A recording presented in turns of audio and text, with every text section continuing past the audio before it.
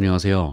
암호화폐 코인 시장에 돈이 되는 모든 정보를 빠르게 전달해드리는 여러분들의 코인 파트너 크립토피아입니다. 브리핑 시작 전 영상 하단의 고정 댓글 보시면 코인에 대해 다양한 투자자들과 함께 편하게 정보를 교류할 수 있는 무료 카톡방과 텔레그램방 링크가 있으니 부담 없이 참여하셔서 유익한 정보 나눠보셨으면 좋겠습니다. 많은 참여 부탁드립니다. 그럼 브리핑 시작해 보겠습니다. 금일은 리플 XRP에 대한 소식 전해드릴 텐데, 첫째, 리플 차트 분석. 둘째, XRP 레저 EVM의 이점. 셋째, 리플 ODL의 아시아 지역 확장 소식. 넷째, 리플 약식 판결에 대한 분석. 이렇게 4가지 소식 전해드릴 테니 필히 시청 바랍니다. 그럼 먼저 리플의 시세 분석부터 전해드리겠습니다. 먼저 일봉으로 보겠습니다. 리플 차트를 그간 여러 구간으로 분석한 가운데 현재 지지 라인을 구성하고 있는 이 900원 구간 을 지켜주는지도 핵심 포인트 중 하나가 될 수 있을 것으로 보고 있는데, 하지만 1점 말씀드린 이 테라폼 랩스와 SEC의 소송에서 이 담당 판사가 리플 판례를 인정하지 않으면서 일부 불확실성이 나타나면서 이 900원대 지지선을 깨트린 모습입니다.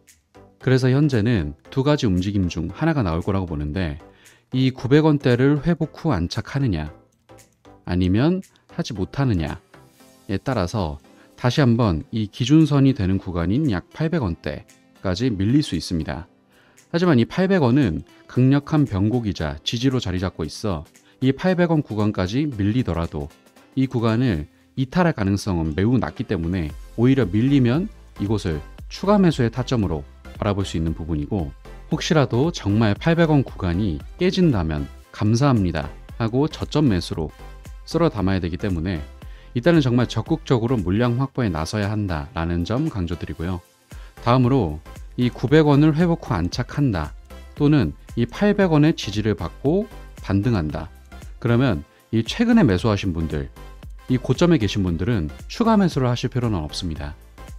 왜냐하면 일전에 말씀드렸듯 월봉상으로 이 고점이 낮아지는 하락 채널 구간을 최근에 벗어나면서 추세 전환의 시작을 알렸기 때문에 이제부터는 이 하락보다는 상승에 대한 가능성이 훨씬 더 높은 시점이라서 이 하락을 마무리하고 올라오는 단계이다.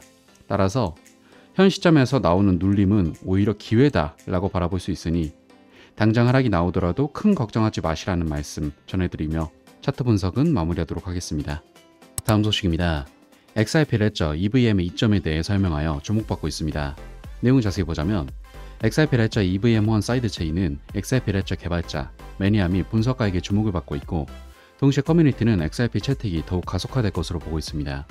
EVM과 원활하게 호환되는 XRP 레저 사이드체인의 출시는 XRP 암호화폐 대규모 소매 채택을 위한 최고의 기회가 되어 XRP 레저의 엑스스케이프 NFT 플랫폼 공동 창립자 쉔 모닝컴은 이것이 XRP 커뮤니티와 웹3 전체의 중요한 이유를 설명했는데, 먼저 XRP 토큰이나 XRP 레저 기반 NFT 토큰은 유니스왑, 팬케이크스왑 또는 시장 오픈시와 블러 같은 헤비급 덱스를 포함하여 EVM 서비스의 생태계에 연결될 것이고, 동시에 이러한 상호 운용 가능한 토큰의 출시는 XRP 레저의 컨센서스 설계를 크게 변경할 필요가 없습니다.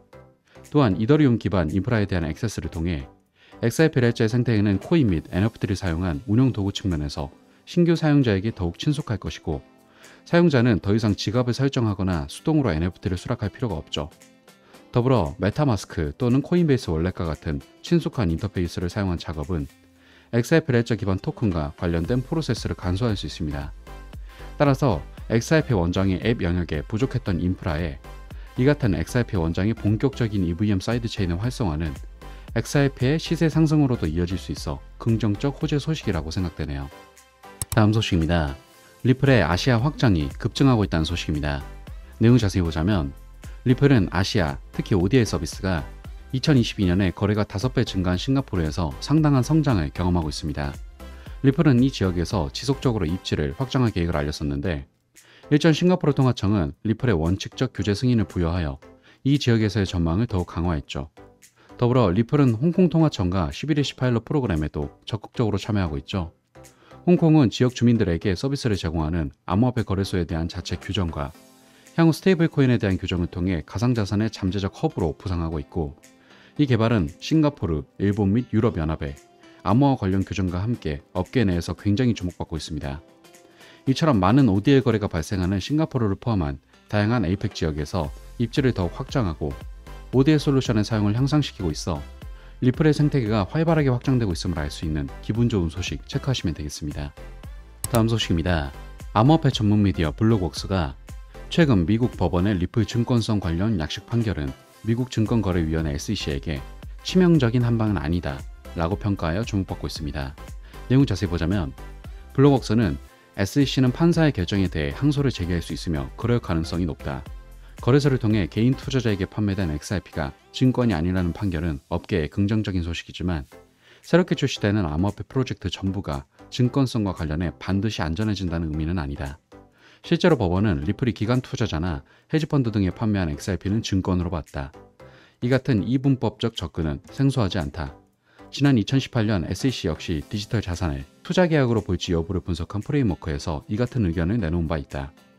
따라서 토큰을 판매한 암호화폐 프로젝트들은 어떤 방식으로 마케팅을 진행했냐에 따라 법적 제재 대상이 될 수 있다는 점을 상기해야 한다고 설명했습니다. 결국 차후에 다른 코인들 역시 판매 방식에 따라 증권이 될 수 있는 확률도 있다는 건데 현재 이 부분에 대해서는 판사들마저 입장이 갈리고 있는 상태이고 적어도 현 시점에서는 개인 투자자에게 판매한 XRP는 증권이 아니라는 판결이 지배적이기 때문에 긍정적으로 지켜보시면 될 것 같네요. 자, 여기까지 다양한 리플 소식 살펴봤습니다. 금일 전해드린 소식의 핵심으로 첫째, 차트 분석으로 다시 900원대에 안착을 하는지 또는 800원대로 빠진 뒤 반등을 하는지 지켜보며 대응하여야 한다. 둘째, XRP 레저 EVM의 본격적인 활성화는 시세 상승으로 이어질 수 있다. 셋째, 아시아 지역에서 리플의 ODL이 눈에 띄는 성장을 보여주고 있다. 넷째, 리플 약식 판결이 SEC에게 치명타인지 아닌지는 더욱 지켜봐야 되겠으나 리플이 유리한 판결을 얻었다는 사실은 변하지 않는다. 이렇게 4가지 소식 정리해드리면서 금일 브리핑은 마무리하도록 하겠습니다. 마지막으로 리플 매수를 준비 중이신 분들은 갑작스러운 반등에 따라가는 전형적인 개미들처럼 투자하지 마시고 여러가지 정보를 취합해보면서 상승 이유와 흐름을 보고 진입하시면 좋을 것 같습니다. 하지만 대부분이 전업 투자를 하신 게 아니다 보니 항상 이슈를 찾아보고 확인하느라 한 발 늦는다고 생각하신 분들이 많을 것 같습니다. 그런 분들을 위해서 투자자들이 모여있는 정보 공유방을 운영 중이며 1차 유료 정보가 필요 없으니 부담 없이 참여해보시면 좋을 것 같고 또 본인의 보유코인에 대한 상담 역시도 도와드리고 있으니 영상 하단의 고정 댓글 링크로 문의 남겨주시면 감사하겠습니다. 항상 구독자분들과 같이 토론하며 유익한 소통 채널이 되고 싶습니다. 많은 참여 부탁드립니다. 감사합니다.